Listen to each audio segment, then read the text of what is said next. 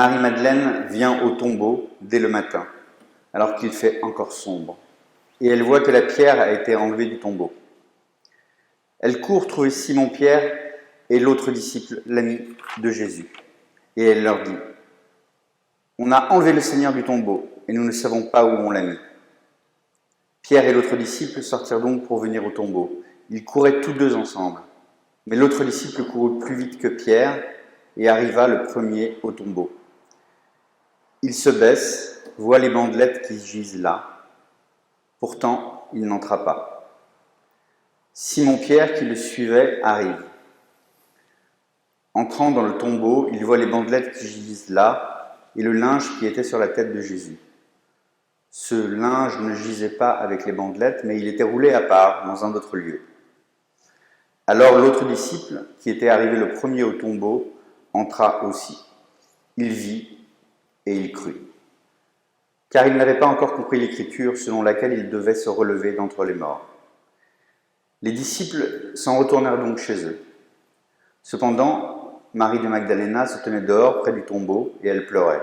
Tout en pleurant, elle se baissa pour regarder dans le tombeau. Elle voit alors 2 anges vêtus de blanc, assis là où gisait précédemment le corps de Jésus, l'un à la tête et l'autre aux pieds. Ils lui dirent : « Femme, pourquoi pleures-tu » Elle leur répondit : « Parce qu'on a enlevé mon Seigneur et je ne sais pas où l'on l'a mis. » Après avoir dit cela, elle se retourna. Elle voit Jésus debout, mais elle ne savait pas que c'était Jésus. Jésus lui dit : « Femme, pourquoi pleures-tu ? Qui cherches-tu » Pensant que c'était le jardinier, elle lui dit : « Seigneur, si c'est toi qui l'as emporté, dis-moi où tu l'as mis, et moi j'irai le prendre. » Jésus lui dit : « Marie de Magdalena. » Elle se retourna et lui dit en hébreu : « Rabouni », c'est-à-dire maître. Jésus lui dit : « Cesse de t'accrocher à moi, car je ne suis pas encore monté vers le Père. Mais va vers mes frères et dis-leur que je monte vers celui qui est mon Père et votre Père, mon Dieu et votre Dieu. » Marie de Magdalena vient annoncer aux disciples qu'elle a vu le Seigneur et qu'il lui a dit cela. Nous voici face au tombeau vide, avec Marie de Magdalena, puis avec Pierre et avec le disciple bien-aimé. En ce dimanche de Pâques, où nous célébrons la résurrection du Christ. En ce jour où nous avons commencé ensemble avec la proclamation de l'Église ancienne. Il est ressuscité, oui, il est vraiment ressuscité. Proclamation qui ne peut nous laisser sans interrogation, sans question. Qu'est-ce que cela veut dire aujourd'hui pour nos vies ? Et on le voit, face à l'attitude du tombeau vide, les réactions sont différentes. Celle de Marie, de Magdalena, celle de Pierre, celle du disciple bien-aimé. Face au tombeau vide, face à la mort et à l'absence. La résurrection est au cœur de la foi chrétienne. Elle est au cœur de notre foi et aussi au cœur de notre questionnement, celui de la raison, de l'intelligence. Et comment concilier ces 3 approches ? Celle de notre cœur, celle de notre intuition et celle de notre raisonnement. Regardons de plus près l'attitude de chacun. Tout d'abord, Marie dans sa profonde tristesse. Elle est accablée par la perte de l'homme qu'elle aimait, Jésus. Elle vient très tôt le matin pour récupérer le corps de son Seigneur et l'oindre. On a enlevé notre Seigneur et on ne sait pas où on l'a mis.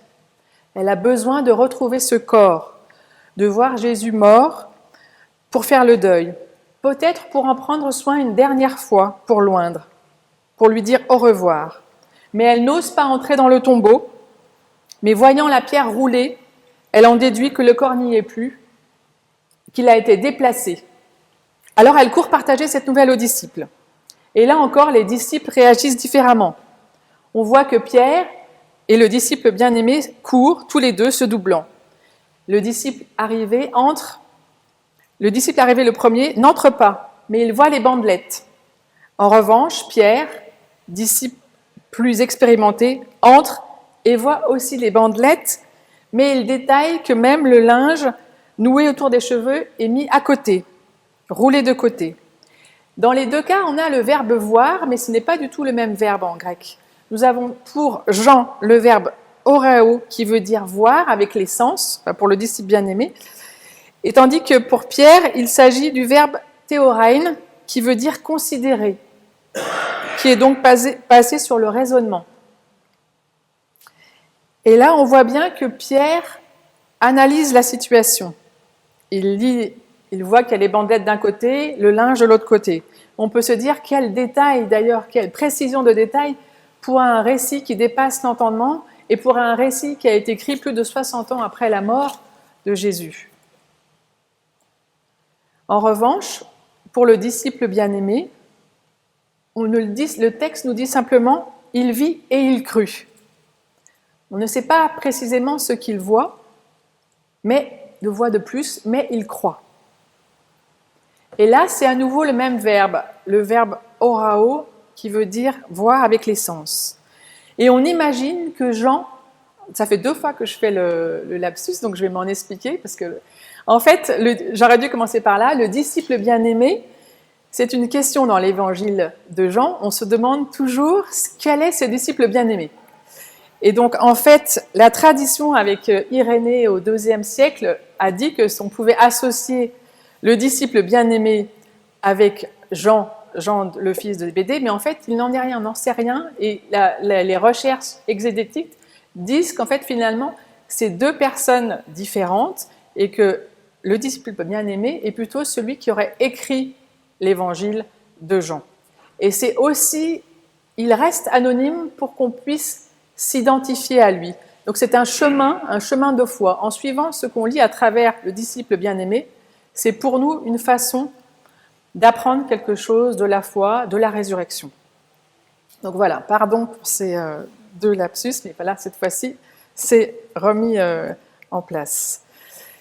Et donc du coup, nous savons aussi d'ailleurs, donc pour en revenir à ce disciple bien-aimé, on voit qu'il saisit quelque chose, il saisit l'expérience de la résurrection, il la saisit dans l'épaisseur de son sens, de manière intuitive.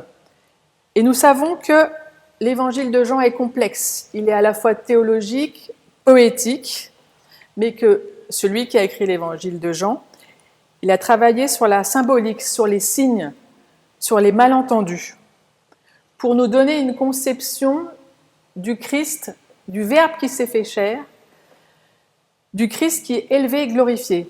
L'évangile de Jean, particulièrement, cherche à donner un sens à la résurrection pour nos vies aujourd'hui. Et c'est la question essentielle que nous pouvons nous poser aujourd'hui, c'est qu'est-ce que ça signifie aujourd'hui la résurrection pour nos vies ?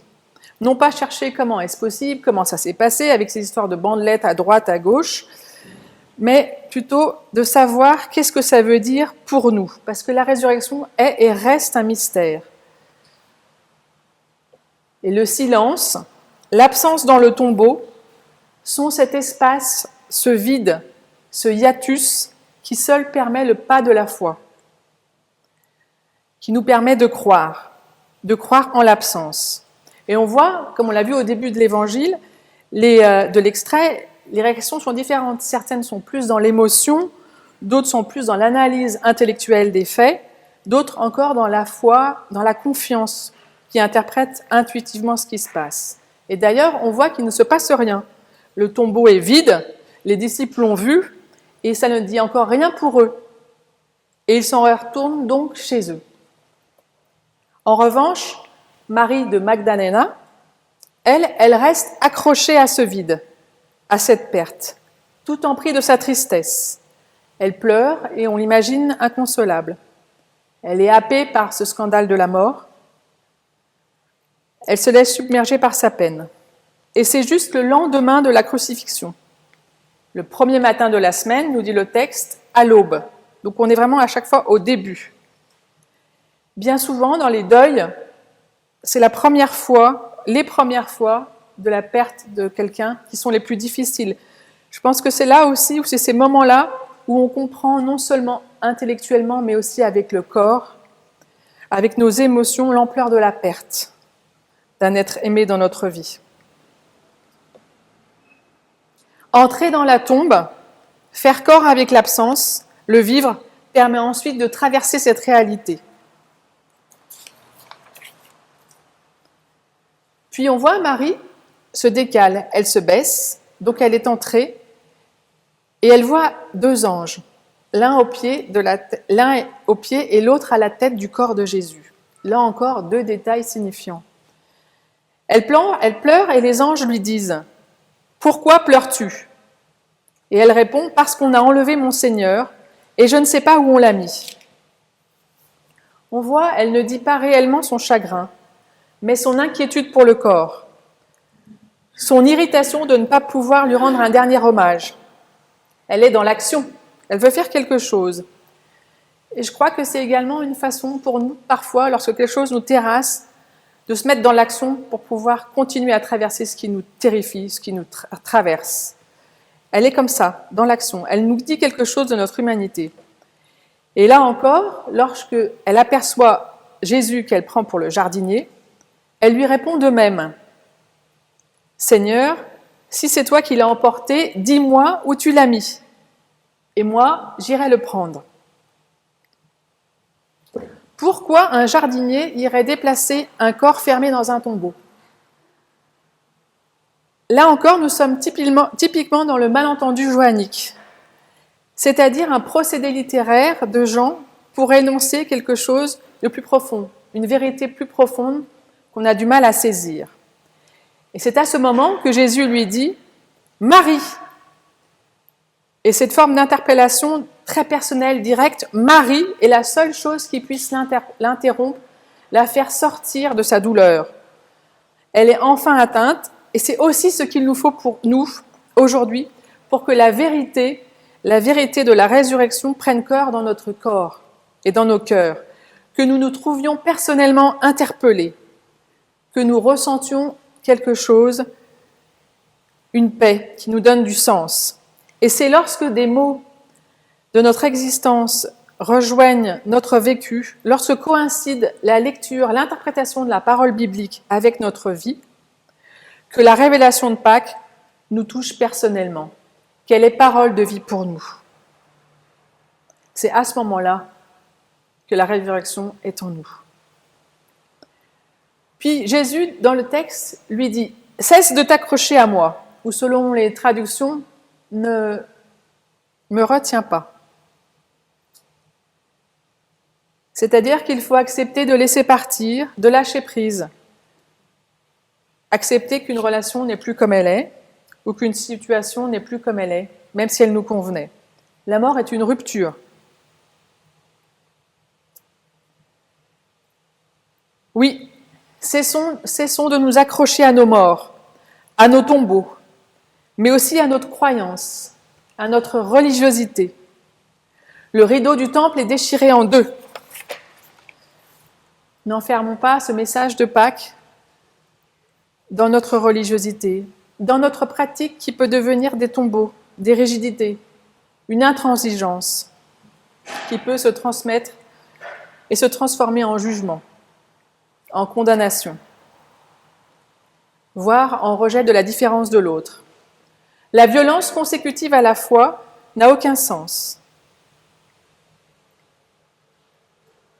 D'ailleurs, au mont Golgotha, Jésus refuse toute forme de violence pour se défendre par les armes et même par les mots. Pâques a une signification plurielle et polysémique. Il faut que Jésus monte au Père, nous dit le texte, pour que nous puissions nous reconnaître en lui, à notre tour, enfants de Dieu. Jésus, révélateur de Dieu pour les hommes.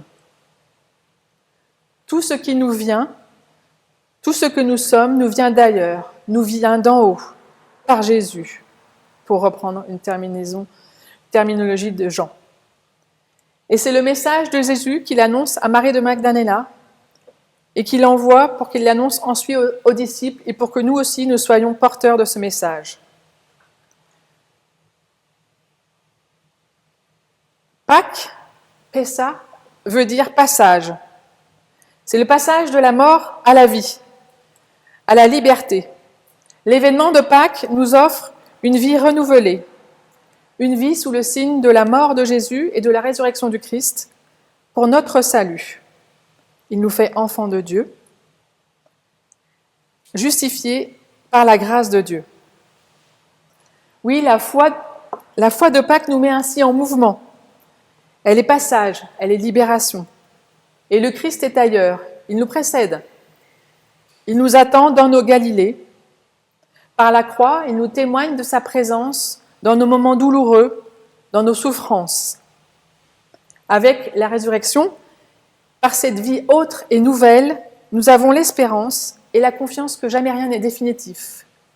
Il y a toujours, dans nos impasses, dans nos difficultés, un passage possible, un courage d'être. Il y a toujours la possibilité de dire que la vie continue malgré la mort, que le Christ est vivant dans notre vie.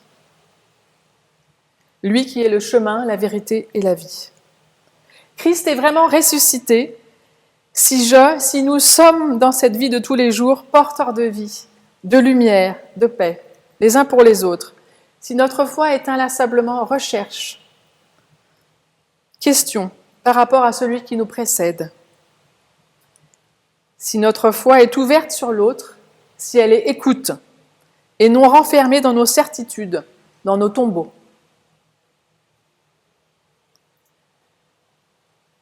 Christ est ressuscité, c'est la reconnaissance de ce mystère, de la résurrection, de la radicale altérité de Dieu, qui pourtant fait jour dans notre vie quotidienne et nous interpelle. À lui seul, à Dieu seul la gloire. Amen.